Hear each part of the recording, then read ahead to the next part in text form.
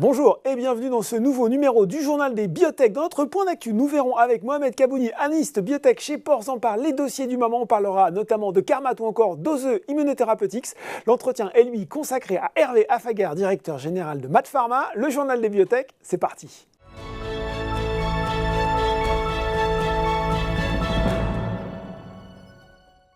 Et j'ai le plaisir de recevoir pour ce point d'actualité Mohamed Kabouni, analyste spécialiste biotech chez Porzenpar. Bonjour Mohamed. Bonjour Laurent. Alors, on en avait déjà parlé il y a 2 semaines avec Jamila El Bougrini, analyste chez Invest Securities, mais j'avais envie quand même d'y revenir avec vous sur, les performances décevantes, c'est le moins qu'on puisse dire, du secteur depuis le début de l'année, avec cette question lancinante quand même, est-ce que tout ça ne va pas poser des problèmes à court terme, notamment du point de vue des financements? Quel est votre avis sur le sujet, Mohamed ? Alors oui, effectivement, on se rend compte que là, depuis le début d'année, alors c'est une tendance un petit peu générale, mais plus précisément sur le secteur des biotech qui est un petit peu vu comme le secteur dit entre guillemets à risque. On sent qu'il y a réellement un petit désengagement des investisseurs de ce secteur-là.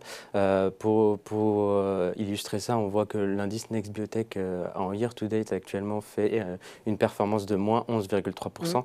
Alors, on pourrait se dire c'est pas si mal. Oui, on pourrait se dire c'est pas si mal au vu du contexte. Oui. Maintenant, n'oublions pas quand même que cet indice est un petit peu biaisé par 2 grosses sociétés belges qui prépondèrent cet indice, qui sont Argenx et Galapagos, effectivement. Alors Argenx, c'est une société c'est une big biotech, si on peut l'appeler comme ça. Aujourd'hui, ça fonctionne très bien. Ils ont un super news flow avec des produits qui vont être approuvés très, très, très rapidement. Mais vous avez également Galapagos qui un petit peu avait chuté sur les 2 dernières années, mais s'est repris en ce début d'année, puisque actuellement la performance en year-to-date de Galapagos est de 20%. Ce qui fait que finalement cet indice-là ne tombe pas si bas. Alors maintenant, si l'on regarde un petit peu cet indice-là retraité de ces 2 grosses valeurs, on constate que le secteur est en recul de plus de moins 22%. Ah oui, donc on baisse de 20-22% voilà, en fait depuis le début de l'année. Exactement. C'est pas la même chose. Oui, voilà. Et donc ça pose des problèmes, alors notamment d'un point de vue du financement, parce que lorsque l'on regarde un petit peu les biotech françaises aujourd'hui et leur situation de trésorerie, on se rend compte qu'une très grande partie, voire une majorité d'entre elles, vont être à court de cash dans les 12 mois à venir, si ce n'est 6 pour certaines d'entre elles. Alors, pour les sociétés pour qui le news flow est intéressant, j'entends par là des phases 3 en cours, des résultats attendus, voire des deals attendus. Ça devrait pas trop mal se passer. Voilà, on peut imaginer qu'ils arrivent à se tourner vers la bourse pour se refinancer. Pour les autres qui sont encore en processus clinique dans des phases 1, phase 2 et avec des résultats à plus long terme, on va voir que ça va être de plus en plus compliqué d'aller chercher les capitaux nécessaires pour continuer le développement. Bon, et donc j'ai retenu des échéances à 6 ou 12 mois pour une majorité de biotech françaises. Il va falloir effectivement surveiller ça. On voulait parler aussi cette semaine de Carmat. Carmat avec cette bonne progression du cours de bourse qui est venue saluer cette bonne nouvelle, la reprise de la production du cœur et là surtout la reprise des implantations du cœur artificiel, cette prothèse intégrale de cœur en octobre prochain. Oui, alors oui, effectivement, cette annonce a été saluée par le marché. Alors on a vu que le jour de l'annonce, la société prenait 40% dans la journée, suivi du jour suivant de 8 ou 10%, je ne sais plus. Alors effectivement, cette annonce a été si bien saluée juste car elle rassurait en fait les investisseurs vis-à-vis de l'horizon de temps qui avait déjà été donné en fait par la société fin janvier. Alors ils n'ont pas raccourci le calendrier, non, au contraire, ils ont juste confirmé que bien en octobre, les premières implantations reprendraient à ce moment-là. Et en fait, la news reposait sur le fait qu'ils avaient mis en place les actions correctives sur leur chaîne de production et que la production avait d'ores et déjà redémarré. Maintenant, restons aussi lucides. Cette production, c'est une très bonne chose qu'elle reprenne, mais les autorités réglementaires vont devoir valider ces actions correctives et donner leur feu vert avant les premières implantations. D'accord, donc il y aura un petit passage quand même pour que... Oui, il y aura quand même un petit jalon quand même si, d'après ce que l'on comprend des interactions entre la société et les différents organismes certificateurs, la discussion avance bien et justement ces mesures correctives sont faites en collaboration avec ces institutions-là. Donc a priori, la société devrait mettre en place les bonnes actions pour faire valider leur cas. Bon, voilà pour Carmat, avec effectivement cette réaction du marché très enthousiaste après la nouvelle. Moi, j'avais envie de vous entendre aussi, Mohamed, sur Ose Immunotherapeutics. Pourquoi? Parce que depuis un mois, le titre prend, plus de 70%, très belle progression boursière. Qu'est-ce qui l'explique, ou pas d'ailleurs, selon vous? Alors c'est vrai mystérieux, on peut se le dire. Oui, effectivement, c'est vrai que alors il y a de bonnes nouvelles qui sont sorties sur le mois de février dernier. Alors notamment, je rappelle la société, enfin en tout cas son partenaire américain Veloxis Pharmaceutical, avec qui elle a signé un deal de 315 millions d'euros en avril 2021, a obtenu l'IND, l'autorisation de développement clinique sur le produit FR104 d'Ose Immuno et ensuite, a enchaîné tout de suite avec l'obtention du statut Fast Track qui assure une relation privilégiée avec la FDA au cours du développement de... Donc ça, c'est vrai que c'est une bonne nouvelle. Oui, donc c'est une très bonne nouvelle. Alors maintenant, mon analyse, c'est que, comme ce qu'on disait au début, c'est que le marché aujourd'hui est en berne. Donc, Ose Immuno n'y a pas échappé et a commencé à entamer une baisse progressive depuis le début de l'année jusqu'à atteindre un point bas de cette année. Mais à l'approche du bilan annuel 2021 avec un peu le résumé de tout ce qui s'est passé en 2021 pour Ose Immuno, peut-être que les investisseurs se sont dit finalement c'est quand même une des rares biotech qui a délivré sur le point de vue clinique, mais également d'un point de vue partenariat. Je rappelle quand même qu'Ose Immuno, en 2021, c'est 3 milestones reçus de la part de ses partenaires. Alors, ils ont reçu un milestone de leur partenaire Servier qui développe leur produit Ose 127, que je ne dise pas de bêtises, c'est ça, Ose 127 dans la maladie de Sjögren, donc 5 millions d'euros. Le partenaire allemand Boehringer Ingelheim leur a versé également 8 millions d'euros, alors cette fois-ci pour un de leurs anticorps monoclonal dans le traitement des tumeurs solides.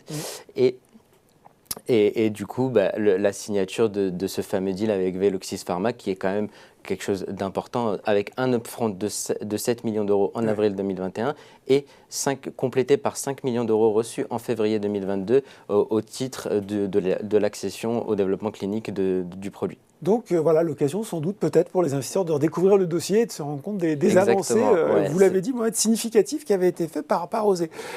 Justement, en termes d'annonces, qu'est-ce qu'on se met dans le viseur dans les semaines qui viennent? Est-ce qu'on va enfin avoir cette autorisation pour le vaccin Valneva? Ça, c'est la question qui nous agite maintenant depuis plusieurs mois. Oui, effectivement, c'est vrai que c'est avril, c'est maintenant, théoriquement. Oui, c'est ça. Nous sommes en plein dans le mois charnière, on va dire, pour Valneva. C'est l'attente du mois. Une si longue attente, on pourrait dire. C'est ça. D'ailleurs, on le remarque un petit peu dans les cours de bourse. C'est vrai que ces dernières semaines, il est orienté positivement. On sent quand même qu'il y a un petit jeu de cette annonce sur Valneva. C'est vrai que maintenant, ça fait quand même près de 6 mois que les résultats de phase 3 sont sortis sur VLA 2001, qui est le vaccin contre Covid-19 de Valneva. Alors, ils avaient annoncé initialement un retour de l'Agence européenne du médicament au premier trimestre 2022. Alors, ils ont, après des échanges avec le CHMP, le comité d'usage des médicaments à usage humain, ils leur ont posé des questions, ils y ont répondu. Et en fait, de ces interactions-là, ça a un petit peu décalé d'un mois l'autorisation de mise sur le marché, la potentielle autorisation de mise sur le marché de ce vaccin-là. Mais voilà, donc on est toujours dans l'attente. Après, Valneva reste un titre intéressant également, non pas que pour le vaccin de Covid-19. C'est vrai qu'on est très, très focusé Covid en ce moment. Enfin, le marché attend ça, alors qu'il y a d'autres choses chez Valneva. Exactement, on a tendance à être vraiment concentré sur le Covid-19, alors que Valneva, c'est également d'autres programmes qui avancent bien. Notamment, là, récemment, ils ont publié les résultats finaux de leur phase 3 dans chikungunya, des résultats qui sont probants. Ils prouvent une protection contre le virus dans 98% des cas à 1 mois et 96% des cas à 6 mois. Oui, à 6 mois, et ce, avec une seule dose. Donc, c'est quand même c'est de très bons résultats.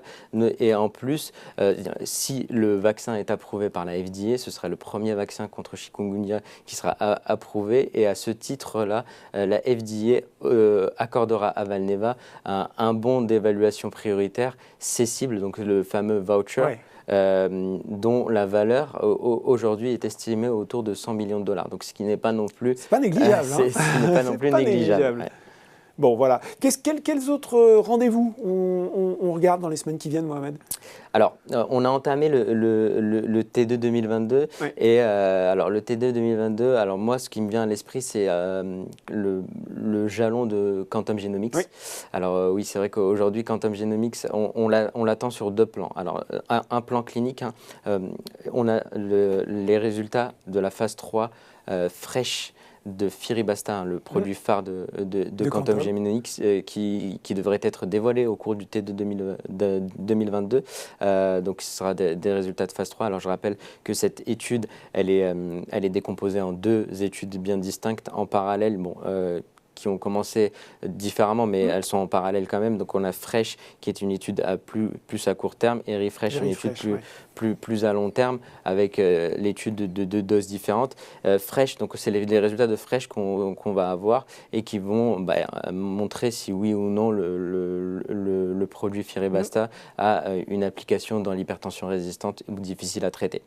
L'autre volet, c'est le fameux deal qu'on attend sur, le deal majeur, disons. C'est ça, parce qu'ils en ont annoncé un certain nombre. Oui, exactement. Il est souvent sur le plateau du journal des biotech, mais on attend encore ce gros deal. Oui, sur effectivement. le produit. Oui, la société s'est réellement employée à vraiment essayer de déployer le maximum le potentiel de son produit. On sait qu'aujourd'hui, ils ont signé 7 deals au travers du monde, au travers de partenariats locaux.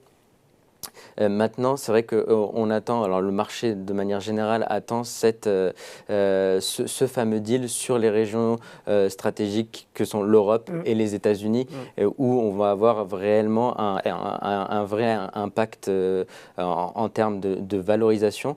Et alors en termes de valorisation et également sur les 2 indications, contrairement au reste des partenariats qui ont été signés, eux sont uniquement sur l'indication d'hypertension résistante. Là, on va avoir l'hypertension résistante ainsi que l'insuffisance cardiaque qui, je le rappelle, a aussi sorti des résultats de phase 2B. De phase 2B en septembre 2021 qui était plutôt encourageant. D'ailleurs, la phase 3 est en cours de préparation avec Quantum Genomics. Bon, voilà, là aussi, un rendez-vous important. Abivax, quelques mots éventuellement pour finir? Alors oui, Abivax, Abivax, alors ils ont publié leur résultat annuel très récemment en faisant le point sur leur activité. D'un point de vue clinique, Abivax est la société qui a réellement délivré, il n'a pas déçu. Au cours de l'année dernière, ils ont publié des résultats de phase 2B excellents dans la rectocolite hémorragique, que ce soit en induction ou en maintenance, donc à court terme ou à plus long terme. Également leurs produits, alors ABX 464. À d'autres applications, notamment dans la polyarthrite rhumatoïde. Récemment, ils ont publié des résultats de phase 2A dans la polyarthrite rhumatoïde, tout aussi encourageants. Alors maintenant, avant de passer à la phase 2B dans la polyarthrite rhumatoïde, la société se met en ordre de marche. Oui, en ordre de marche sur la rectocolite hémorragique, dont la phase 3 devrait débuter maintenant au T3 2022. Toutefois, le gros point d'attention sur Abivax va être le manque de trésorerie. Alors, on en parlait au début de cette chronique. Et Abivax fait partie de ces sociétés avec une trésorerie à moins de 6 mois aujourd'hui. Maintenant, on a 2 solutions pour Abivax. Alors, comme c'est une société qui aujourd'hui est en phase 3, on pense que... il y a quand même du dossier, quoi. Il y a du dossier, des choses en face. On va avoir quelque chose. On va avoir soit une opération financière, soit, et ce qui serait préféré, je pense, par le marché, ce fameux deal sur ABX 464 qui pourrait être substantiel. Il faut un partenaire, là. Il faut un partenaire. Alors, ça fait maintenant 1 ou 2 ans que la société a commencé à parler de ce partenariat-là, sans donner de guidance précises pour le moment, mais il n'empêche qu'aujourd'hui, le marché attend réellement ce deal qui pourrait être vraiment substantiel, encore une fois, comme je le disais. Bon, voilà, et donc des semaines à venir qui vont être riches dans le secteur. J'espère que vous reviendrez en parler avec nous. Mohamed Kamouni, analyste biotech chez Porzampar. Merci beaucoup. Merci à vous, avec grand plaisir. Tout de suite dans le journal des biotech, c'est l'interview.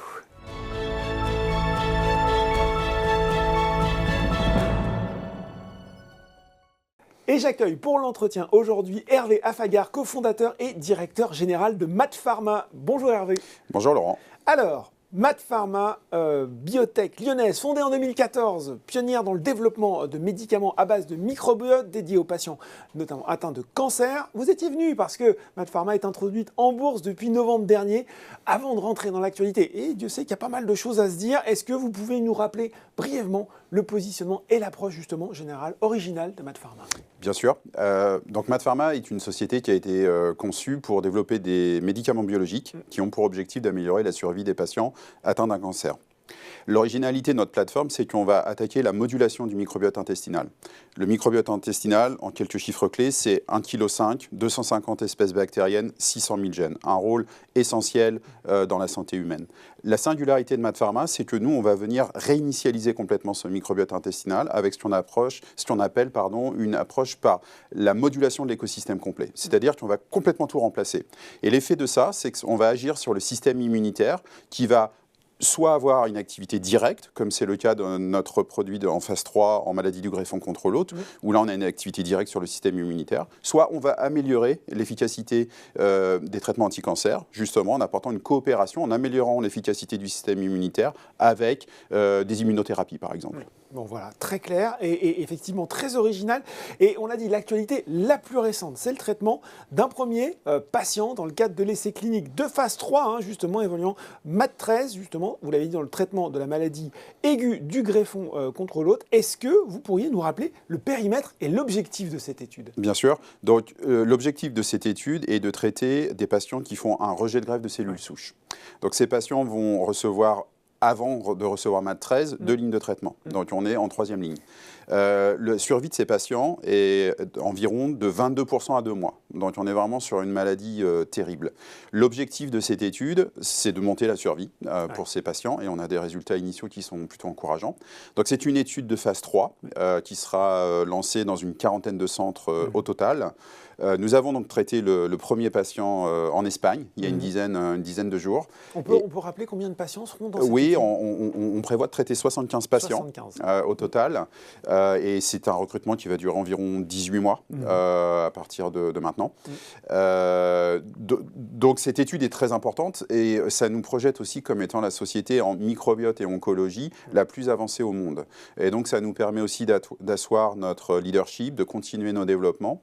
Et donc c'est vraiment très très important pour la société, c'est majeur. Et ça veut dire des premiers résultats, à quelle échéance à peu près, Hervé? On aura un premier assessment, un premier regard sur les datas à peu près à la moitié des patients, donc environ 35 patients.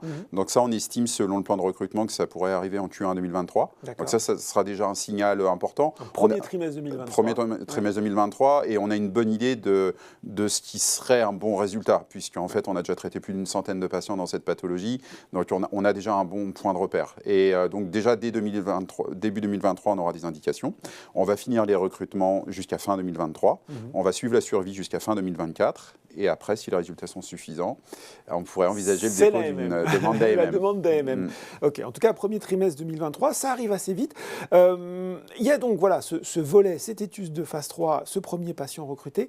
Un peu plus tôt dans l'année, il y a eu l'annonce aussi de ce partenariat avec Sky Pharma pour lancer la première usine française de production exclusivement dédiée aux biothérapies issues du microbiote.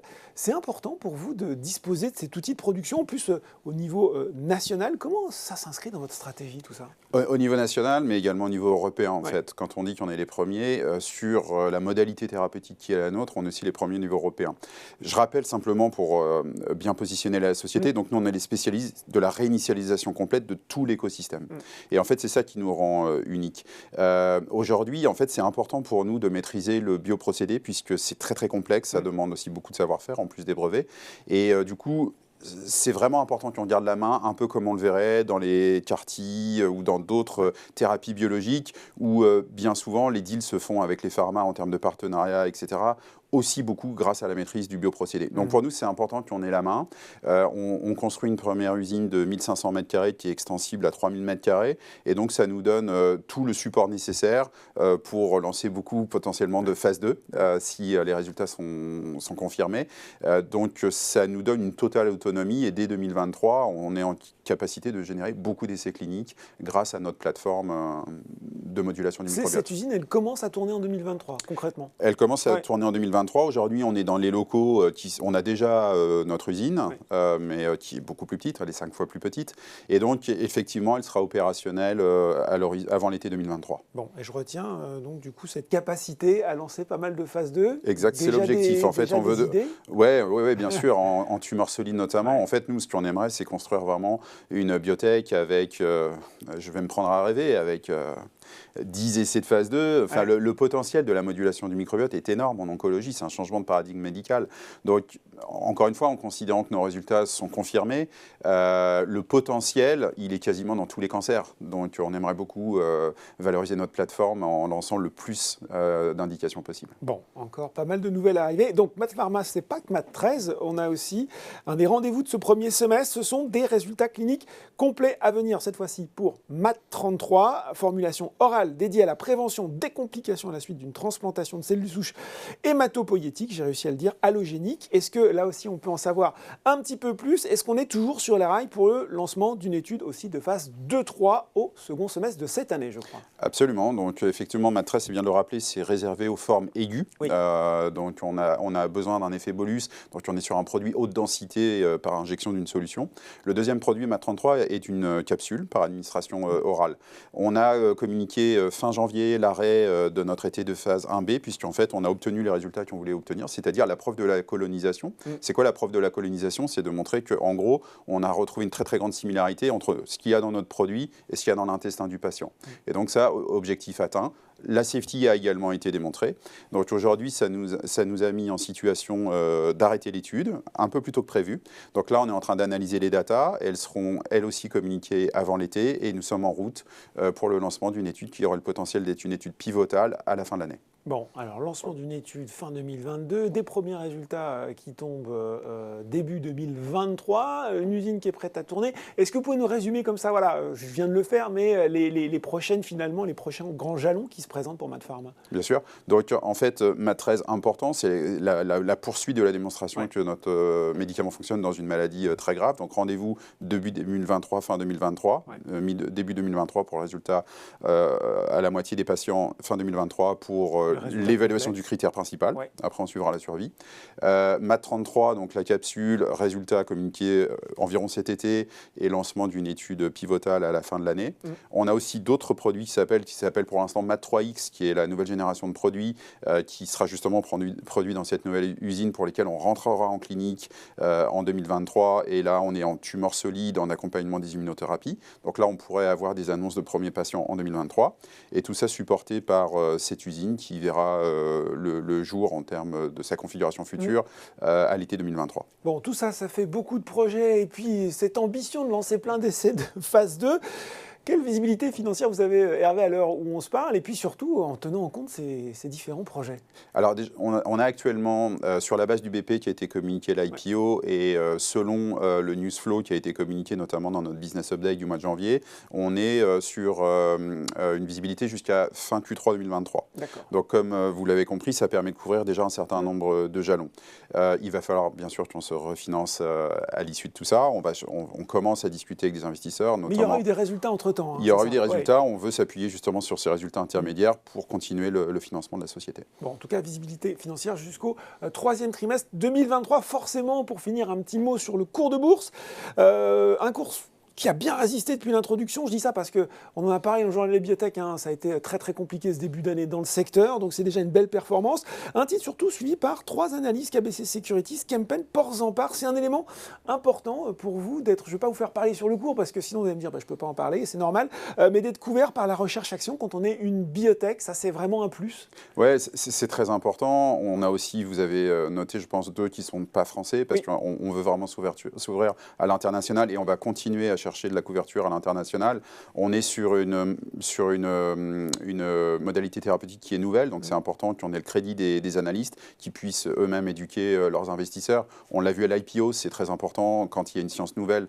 À ce point, parce qu'on est vraiment dans le disruptif et pas dans l'incrémental, il faut l'expliquer, ça prend du temps. Donc on n'hésite pas effectivement à s'appuyer sur un réseau très large et on est très content que ces 3 banques nous suivent et continuent de nous suivre et c'est important pour nous. Et on va aller plus loin, notamment dans la couverture internationale. Bon, et ben voilà, des essais en cours, des projets pleins et cartons, une usine en construction. Merci beaucoup Hervé Affagard d'avoir partagé pour nous les projets en cours de MaaT Pharma. Merci Laurent, à bientôt. Le journal de biotech, c'est fini pour aujourd'hui. On se retrouve dans 2 semaines pour un nouveau numéro.